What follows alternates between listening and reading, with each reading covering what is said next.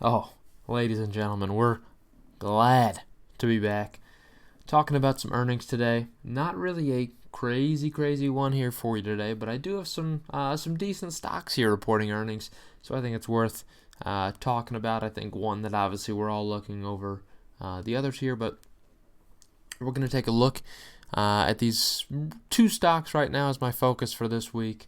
But overall, pretty nice to be back into the earnings game. We're ready for it to start again. Earnings season's always a good time. So Tuesday after close, we got nothing.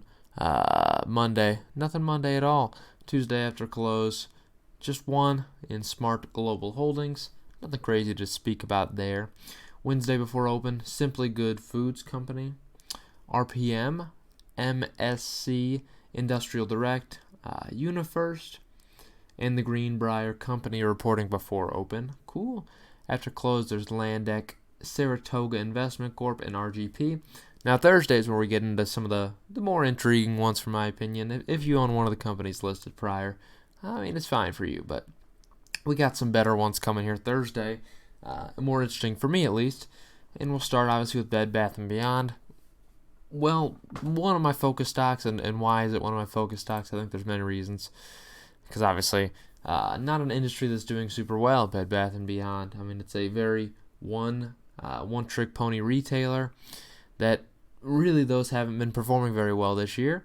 But you know what? It's a recovery story. That's what I like about what's going on now, is the recovery story of Bed Bath & Beyond, because we're going to get to a point where they really return to a normalcy in terms of sales. So they're expected an EPS of 20 cents, which compares to a year ago loss of 38 cents. So really they're expected to grow, all things considered, year over year in terms of that EPS, which is pretty nice. But if you still look at the full year, expected to be a negative 71 cent number versus a 46 cent positive for the year prior. So you need to consider that. Obviously pretty important stuff. But still, I think there are good things to think about here. It's a year-over-year gain, which is pretty solid. Now, sales estimates not expected to grow at all. It's supposed to be an entirely flat quarter, 2.76 billion against the 2.76 billion number. To which I don't necessarily say I could expect to see a positive number here. It's hard to say because if you look at general retail sales as a whole, you saw a quarter that was still good, but saw some weakness in the first couple months. So will Bed Bath & Beyond carry that on? I don't know. I think probably a miss on revenue in my opinion. But still, you need to think this is a good quarter for them when we talk about recovery, because for the full year, they're expected to be down 13.7%. So it is good to think about, all things considered, that they could be doing pretty decently.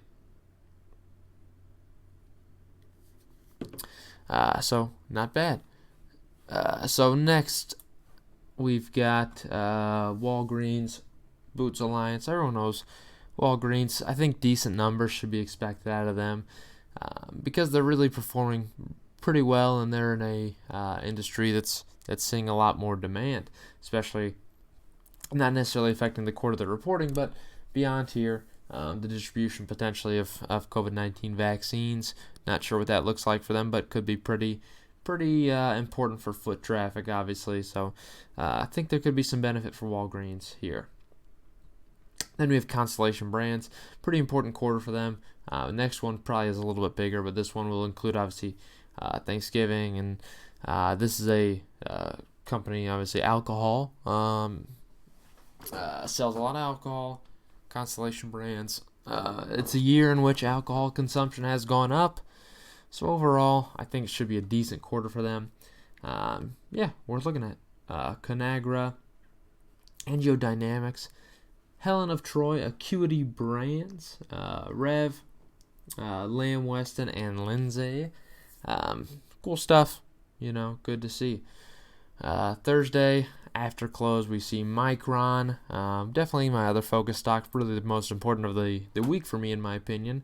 I think there's some pretty interesting stuff going on here. Estimated 71 cents EPS versus a year ago, 48 cents. Pretty good growth, I can't lie. It's good to see that, if that were the case, to see some decent EPS growth. I think they'll hit on that aspect. I think they'll be at estimates or above. Now, from a revenue standpoint, they're expected 5.73 billion, which is compared to a 5.14 billion number a year ago, which is an 11% growth. I think this will be a beat as well on those estimates. I think you'd be looking close to maybe 5.8 billion number. I think things are working pretty well for him, especially with the launch of new consoles, and I really do think Micron sees a little bit more of a benefit than maybe the 11%, which is still good growth, but I still think there's better ahead for this company than this estimate here. So one to look at for sure. And we have WD-40.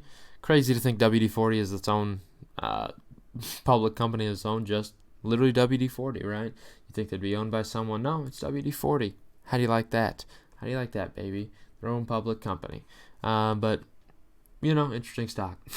Accolade, Duck Creek Technologies, and Franklin Covey. So that is what you're expecting for this week. So not a major one in terms of how many companies are reporting, but still interesting because there's a couple companies worth looking at. Let me know which ones you want me to look at. Overall, have a good day, and I'll see you probably Thursday for these earnings.